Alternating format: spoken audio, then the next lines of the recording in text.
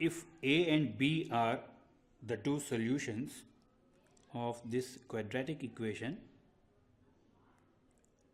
what is the value of A plus B?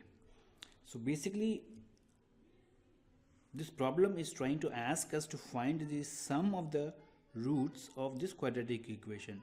So let us try to write the quadratic equation in a standard form where the right hand side is 0. So x square minus 10x minus 39 equal to 0.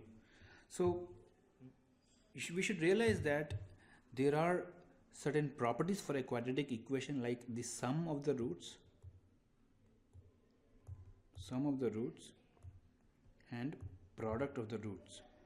So we should try to use these properties rather than trying to solve this quadratic equation for its standard roots and then trying to add, because it's much more time consuming and it's much more wiser and smarter technique to do it using the properties. So we recall that if there is a quadratic equation ax square plus bx plus c equal to 0, the sum of roots is minus b by a, the coefficient of x divided by the coefficient of x square.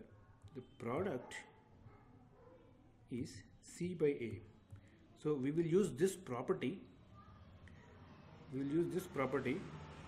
to solve this problem. So here we don't need the product, we simply need the sum of the roots. So let us use the sum of the roots as minus b, which is nothing but it's minus of minus 10, which is 10,